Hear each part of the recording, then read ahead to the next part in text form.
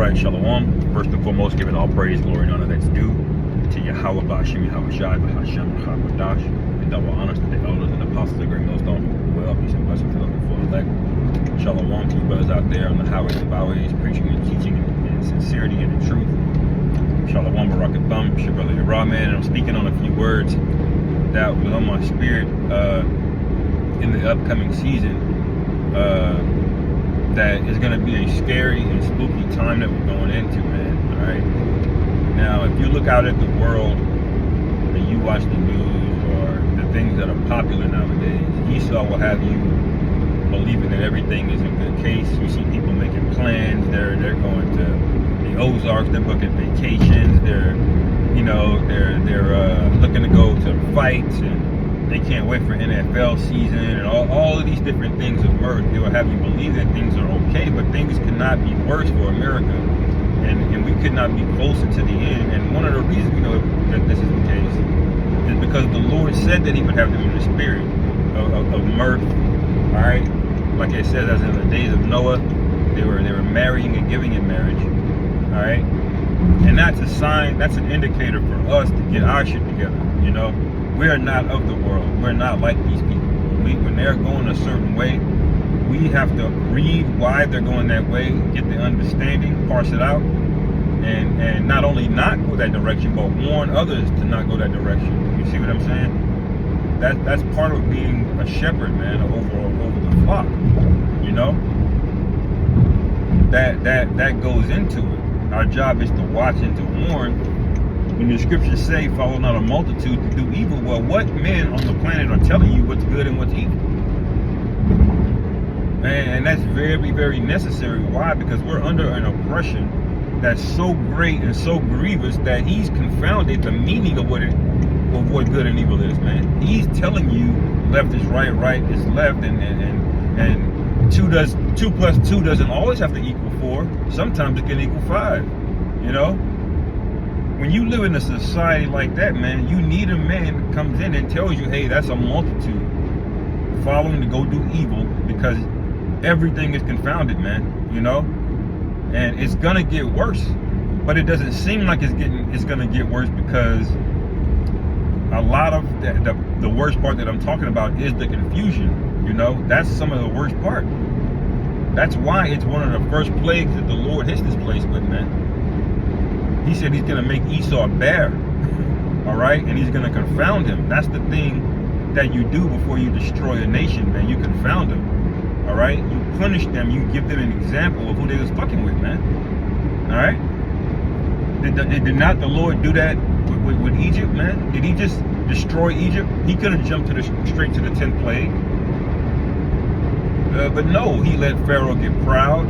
He let him get embarrassed. He had to go get his magicians to battle Aaron and all of this. And then he still was rebellious, and the Lord just kept hitting him with plague after plague after plague. I mean, He had to harden Pharaoh's heart. And that's how the Lord is getting down this time, man. So you can't look out at the world, see them in good case, and think that we're not at the end of this thing, man. We're very much at the end of this thing. You know? We're so close to the end that those final couple prophecies could happen within weeks from now. All right, that's how close we are. We're at that point where we're nowhere in the end. All right, but we don't know the exact hour and the minute, you know. And that's where that hope comes in. And this is where a lot of guys get shaky. A lot of guys got impatient. Like, oh, it's been the end days for how long? And then they get weak and they fall out.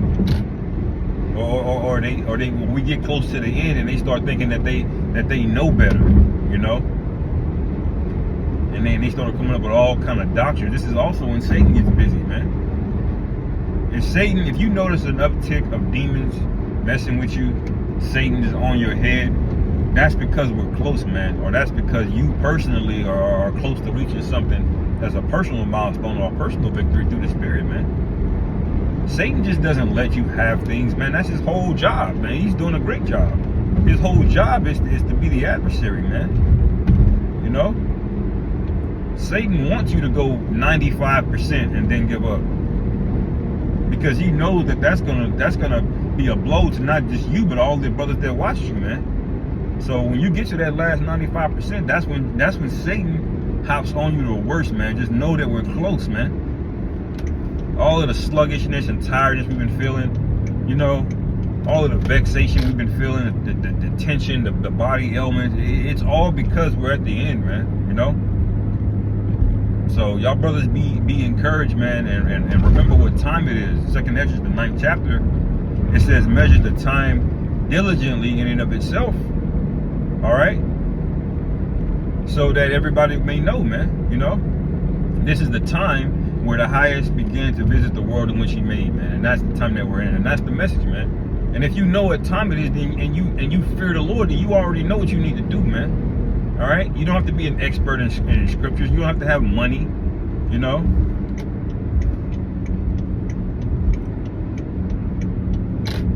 Cop trying to stop niggas over out here. You don't need money, all right. You don't have to be highly intelligent. You don't have to be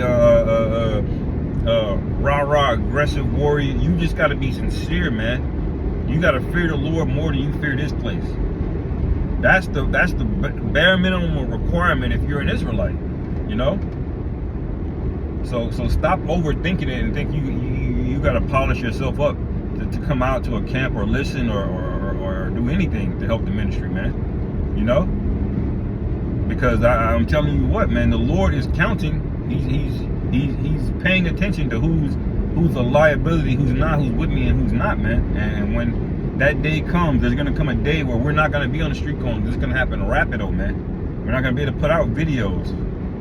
It's gonna happen suddenly, man, just like that. So, like the scriptures say, make no tarrying to come to return to the Lord, man. That the day is near.